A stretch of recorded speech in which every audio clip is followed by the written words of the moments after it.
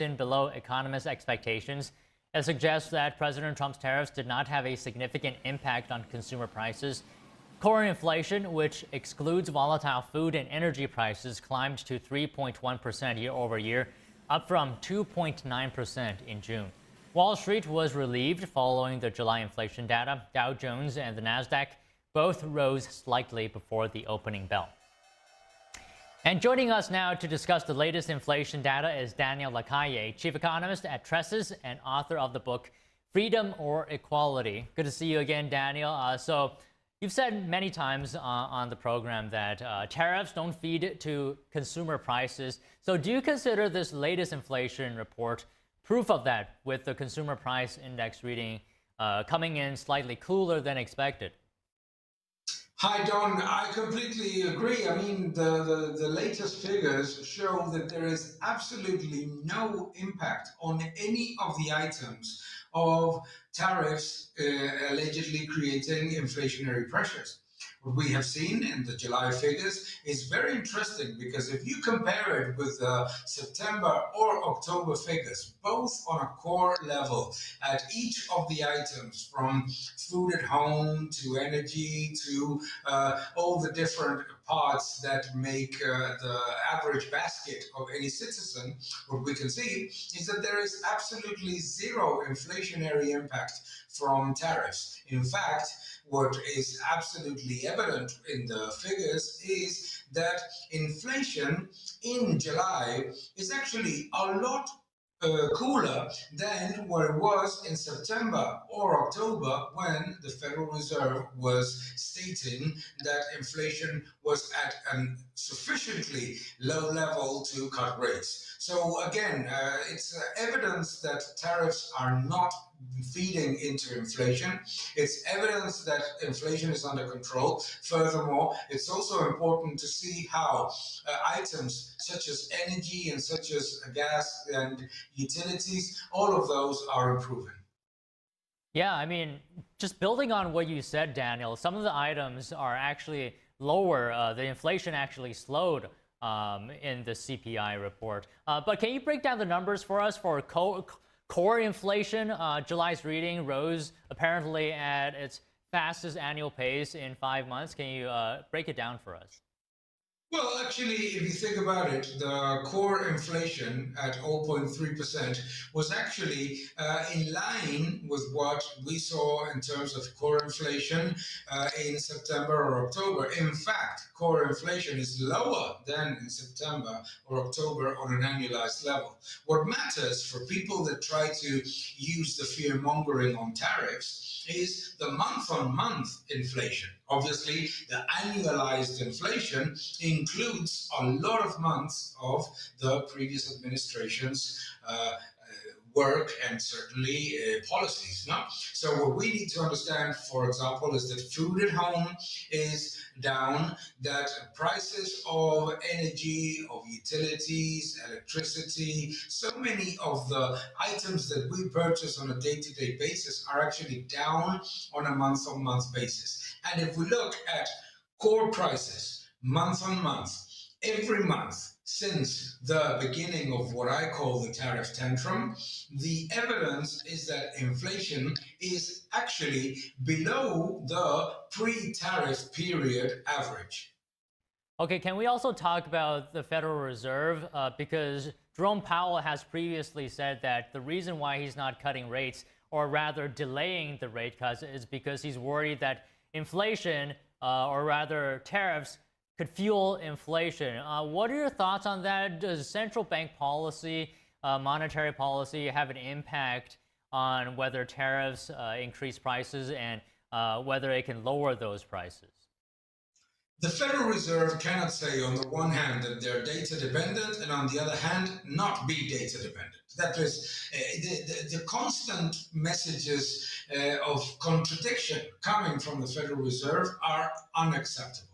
First, if they were waiting for the impact of tariffs on inflation, by now they have 6 consecutive months in which the figures show that there is no inflationary pressure. Second, if they are following their objectives and their targets and their mandate, they should be looking at employment and they should be looking at inflation.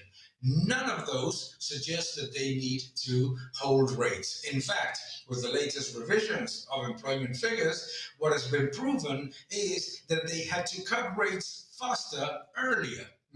Although the job creation has been robust in the private sector and has been strong in nationals and US-born citizens, all of those elements are not enough to make small businesses hire faster. And definitely small businesses and families are suffering from a completely erroneous monetary policy coming from the Federal Reserve. The Federal Reserve actually publishes a beige book every month in which they show how the economy is doing. Well, if you read the beige book, they should have reduced rates, they should have cut rates much faster and earlier. Okay, which of the two mandates that the Federal Reserve focuses on, which one of those two should they put a heavier weight on right now currently, employment or price stability? Well, obviously they're not putting any weight on any of them. They're putting an enormous weight on what they believe may happen if their models, which have always been wrong, let's remember that, if their models worked. The problem with the Federal Reserve is that they have 24,000 people holding on to the results of models that failed in 2021 and are failing in 2025. So if we look at their mandate is full employment and price stability.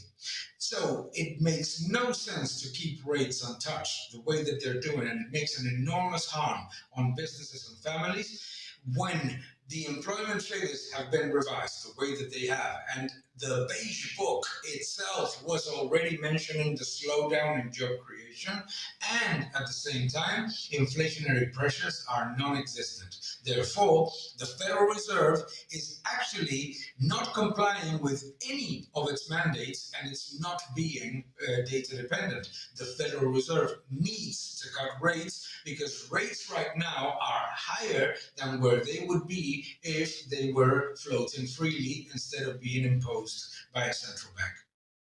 So essentially, you're saying the current benchmark interest rate from the Fed is too restrictive, with it being over 4% and inflation averaging around 2 to 3%. Absolutely. And if you look at what the Federal Reserve members say themselves, they admit that interest rates right now are above the neutral rate. When interest rates are above the neutral rate, it's unnecessarily penalizing small businesses and families in particular. And let's remember that the Fed's misguided policies hurt families on the way of expansion by creating an enormous level of inflation, and now that they are stubbornly waiting for the models to work, they are actually penalizing families and businesses with elevated rates. This is not acceptable because we must remember that the difference of 50 basis points, 100 basis points in the Fed funds rate is an enormous difference on a mortgage or on a credit card loan. Okay, just one last question, and I noticed this when looking at the core CPI numbers. It seems like it was services that was driving the inflation, the core inflation. Do you think that's going to make it core inflation harder to come down? Is services inflation stickier than goods inflation? No, I think that's simply the year-on-year effect. We had a level of services inflation in July last year that looked allegedly more benign, and it's simply basically the transition effect to the year-on-year new figure. But I don't think that there's a big challenge. The services part is a little bit more volatile.